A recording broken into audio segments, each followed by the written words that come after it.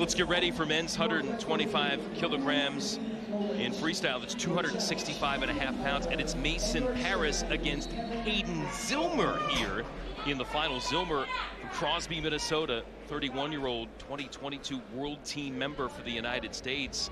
Parris, world bronze medalist for Team USA by winning a world medal last year at an Olympic weight. That qualified the United States at that point. He got the free pass to the best-of-3 finals and a convincing 7-0 win for Parris in round 1 of this best-of-3 battle. Very dominant in round 1. Just too much horsepower, too big, too strong for his opponent. So tries a shot there. Zillmer, amazingly, wrestled 149 pounds his freshman year at North Dakota State University 11 years ago. Yeah, he has certainly grown, and he's also shifted disciplines. 8 years ago in Rio, he tried to make the U.S. Olympic team in Greco-Roman at 85 kg. Now he's trying to make Team USA for Parris at 125 kg. That's a weight class 80 pounds higher.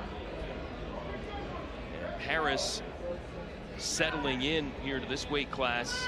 He had a memorable 2023. Won the Big Ten title, an NCAA title at heavyweight for Michigan. Claimed the Hodge Trophy as the nation's top college wrestler. 4-time All-America all over in his career for the Wolverines. Past junior world champion as well. And looking to follow in the backflip steps, should we say, of Gable Steveson, who celebrated memorably and dramatically with his 2 takedowns in the final 10 seconds to steal gold in Tokyo. Yeah, one of the most amazing wins I've ever seen in the Olympic Games. Gable Steveson, perhaps the best athlete I've seen on a wrestling mat. The first American to win Olympic gold in the heavyweight class since legend Bruce Baumgartner did it in '92 in Barcelona. Steveson now signing with WWE, been performing in the NXT brand for that entertainment company. Actually came back last year and beat Parris in Final X, the World Team Trials, so he could have gone to wrestle in freestyle for the United States, but opted to skip it. Parris went instead and ended up winning world bronze. Took advantage of the opportunity, took that bronze medal and qualified the weight class for the United States. Now he'd like to fill that spot and go to Parris. The 1-0 lead based on a passivity, but they're going to turn that around and call him for passivity now. So trying to get these guys to get more active here. Yeah, we'll see if Parris wants to take a risk and try and score this or just be content to go 1-1. I don't think he'll take an undue risk and try and give up a takedown. Not as much action as he showed in the first match and this morning with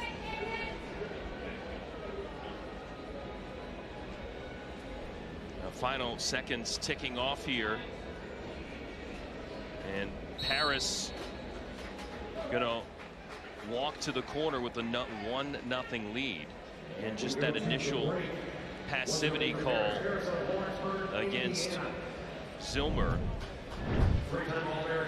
There's Adeline Gray getting loose with a little activity in the back.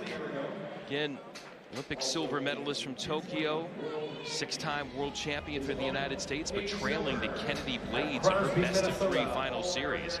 That young 20-year-old's been terrific so far in this tournament, running through the challenge tournament to the final, threatening to knock out one of America's all-time best women's freestyle performers. Second period underway here for Parris and Zillmer. We'll see if the man from Minnesota can mount a comeback.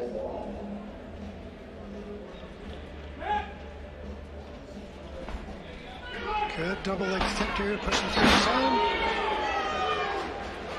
Pushing him all the way through, and you see the 2-up or the takedown going out. Control earned for Parris, and a 3-0 lead.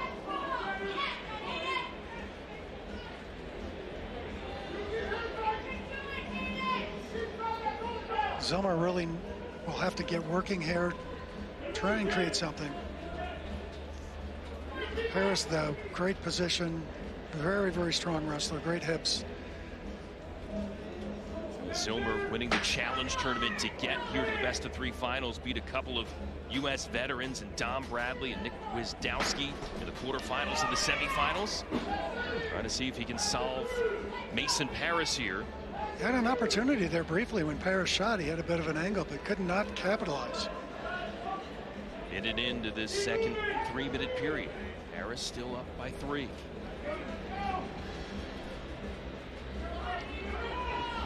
Clock is ticking down. Zillmer needs some change of tactics here.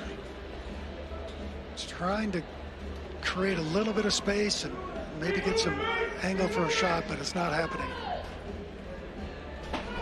There it is. Good single. Oh, how about the counter there from Parris? For a guy his size, moves so well. That was very nice. Limp legs out, spins behind. And another 2 for him, tacking on to make it a 5-0 lead.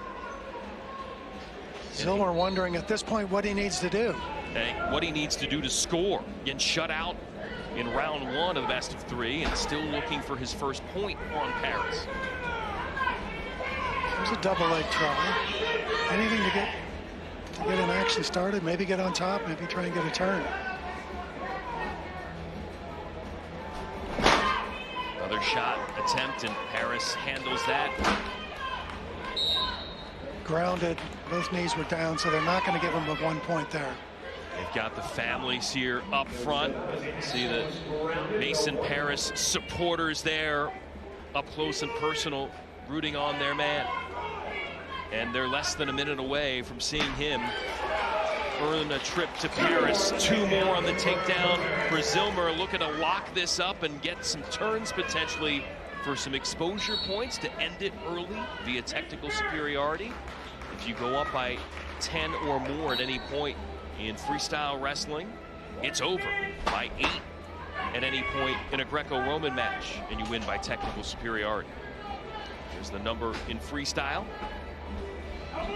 Right now, the big number for Mason Parris, 20. That's what's left on the clock. And the countdown is on. Yeah, he's feeling pretty good about his opportunity here right now, up 7-0.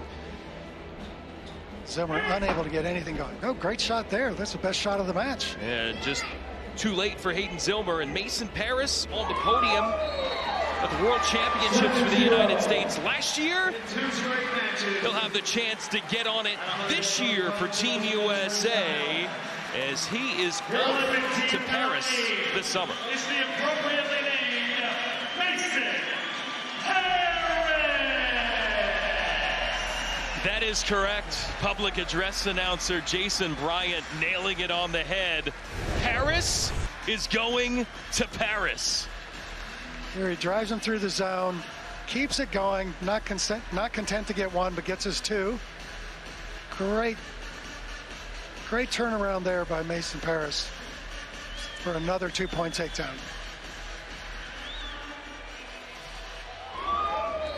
And there's the family looking on. Dad Mark played college football at Ball State and loving life as Mason Parris